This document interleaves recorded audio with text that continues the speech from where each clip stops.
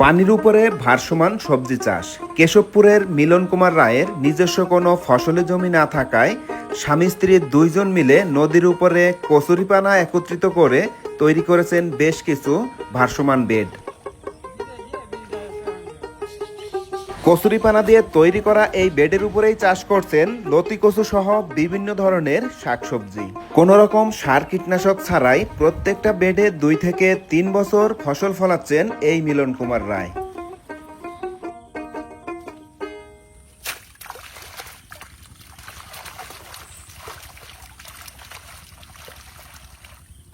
অনেকগুলাই তো উঠাইছেন।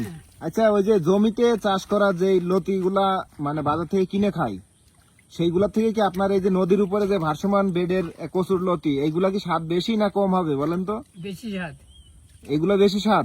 একবারে এই যে লতি নিয়ে খাইয়েছে, প্রতিদিন ওই নিয়ে যাওয়ার সঙ্গে সঙ্গে এটা আগে নেই।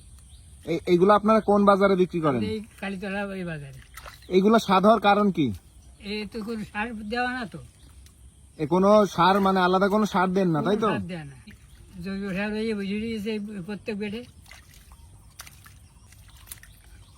আপনার কয়টা বেড আছে এখানে? আমার এখানে আছে 18টা বেড। কি জাতের কচু এটা? এই তো লতিরাজ। লতিরাজ? হ্যাঁ, লতিরাজ তো অনেক নাম করা কচু। এই যে দেখেন, এই সব দাড়ি কালো। এইগুলা আবার গলা ধরে না তো? না না, ওরে বাবা, গলা ধরে না। দেখি কতটা তুললেন। এই যে মাশাআল্লাহ, অনেক। একাডি দিবি। ওজনে বেচেন কি? না না, ওজন না।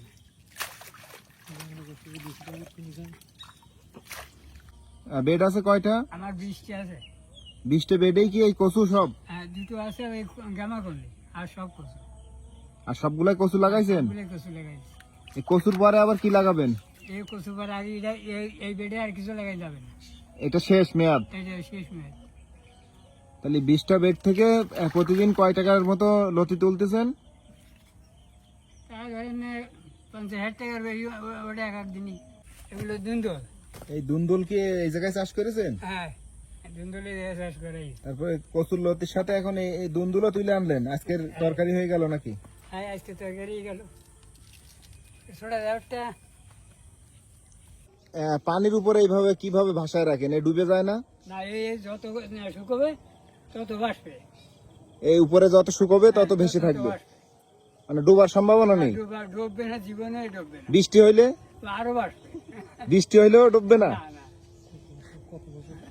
তো এটা কতদিন থাকবে এইভাবে? 1 বছর। 1 বছর থাকবে। 1 বছর যে কোনো ফসল আপনারা পরপর যাই হয় করতে পারবেন? তুলবে, একটা আবার বন্ধ, একটা তুলবে, একটা বন্ধ।